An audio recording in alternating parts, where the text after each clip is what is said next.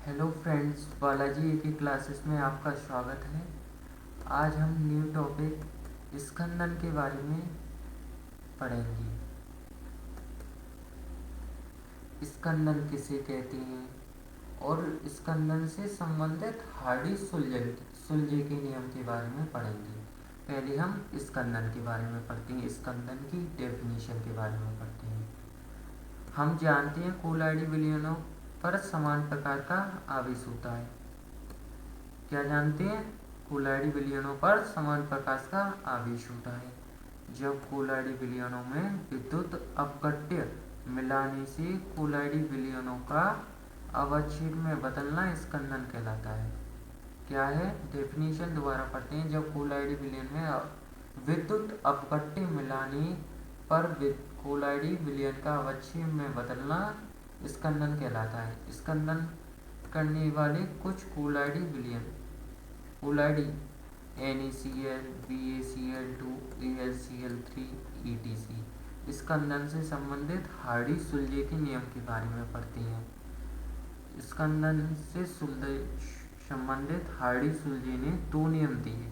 Number first, Skandan की क्रिया केवल वही आयन सक्रिय होती हैं जिनका आवेश कोलाइडी कणों के आवेश के विपरीत होता है।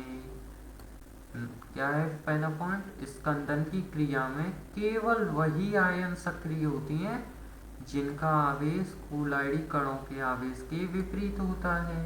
सेकंड पॉइंट, स्कंदन करने वाले आयनों की स्कंदन शक्ति उनकी संयोजकता पर निर्भर करती है। क्या है सेकंड पॉइंट? स्कंदन करने वाले आयनों की स्कंदन शक्ति उनकी संयोजकता पर निर्भर करती है। संयोजकता जितनी अधिक होगी स्कंदन शक्ति उतनी अधिक होगी। एग्जाम्पल, यदि कोलाइडी विलयन धनावेशित है तो आयनों की शक्ति का निम्न होगा, इस प्रकार होगी। Fe6 अधिक होगा, लेस देन होगी PO4, उससे भी लेस देन होगा SO4, उससे भी लेस देन होगा Cl-। यदि कोलाइडी विलयन ऋण आवेशित हो तो उसमें इस प्रकार स्कंदन शक्ति होगी। अब हम रच्छी कोलाइड के बारे में बात करेंगे। क्या होता है रच्छी कोलाइड? जब द्रव विरोधी कोलाइड में कोई विद्युत अपघट्य मिलाते हैं तो द्रव विरोधी कोलाइडी विलयन का स्कंदन हो जाता है। यह द्रव विरोधी कोलाइड में विद्युत अपघट्य मिलाने से पूर्व उसमें द्रव स्नेही कोलाइड की अल्प मात्रा मिला दी जाती है तो द्रव विरोधी कोलाइड स्कंदन रुक जाता है। अर्थात द्रव स्नेही कोलाइड एक रच्छी कोलाइड है जो कि कोलाइडी कणों पर रक्षण परत बना देता है। अब हम दोबारा पढ़ेंगे इस डेफिनेशन को। जब द्रव विरोधी कोलाइड में कोई विद्युत अपघट्य मिलाते हैं तो द्रव कोलाइडी विलयन का स्कंदन हो जाता है। अर्थात द्रव विरोधी कोलाइड में विद्युत अपघट्य मिलाने से पूर्व उसमें द्रव स्नेही की कुछ मात्रा मिला दी जाती है तो वो स्कंदन रुक जाता है। अर्थात द्रव स्नेही एक रच्छी कोलाइड है, जो अल्प मात्रा मिलाई जाती है वो ही रच्छी कोलाइड कहलाता है। कोलाइडी कणों पर रक्षक परत बना देता है। समरच्छी कोलाइड निम्न है। एग्जाम्पल है जिलेटिन, स्टार्च etc.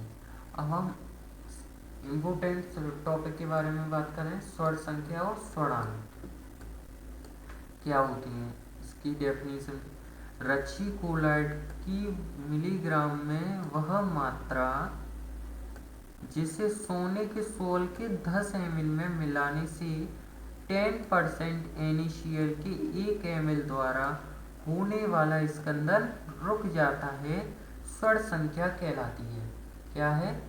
रच्छी कोलाइड की मिलियन ग्राम में वह मात्रा जिसे सोने के सोल के 10 ml में मिलाने से 10% NaCl के 1 ml द्वारा होने वाला स्कंदन रुक जाता है, स्वर संख्या कहलाती है।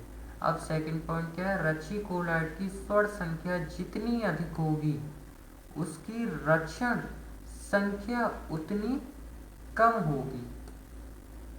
थर्ड पॉइंट क्या है?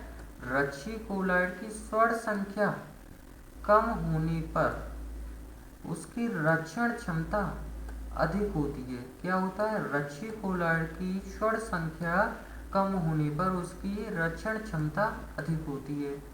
जिलेटिन की स्वर्ण संख्या 0.005 से 0.01 होती है। एंड स्टार्च की 20 से 25 होती है, जिसका मीन्स है जिलेटिन सबसे अच्छा रच्छी कोलाइड है।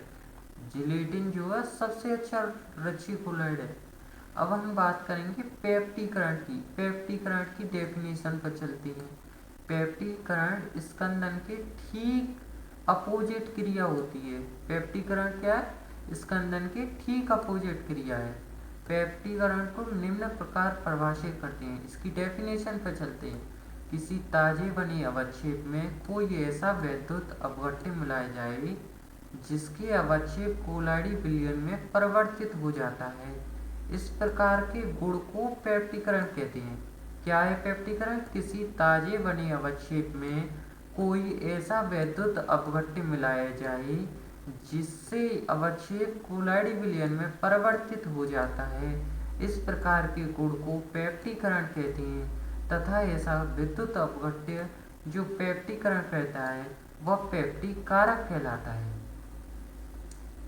एग्जाम्पल है इसका सिल्वर आयोडाइड के ताजे बने अवक्षेप को जब सिल्वर नाइट्रेट के तनु विलयन के साथ विडोलित किया जाता है तो सिल्वर आयोडाइड का कोलाइडी विलयन बनता है।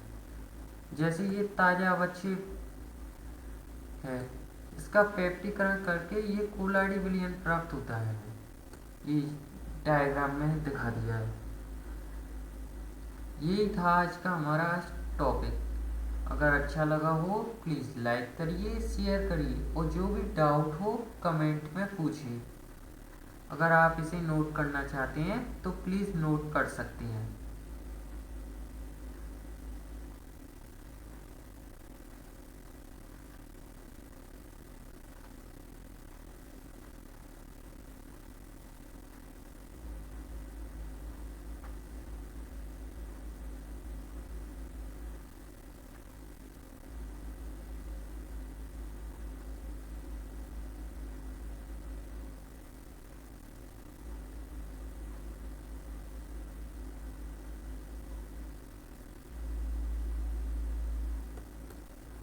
Thank you.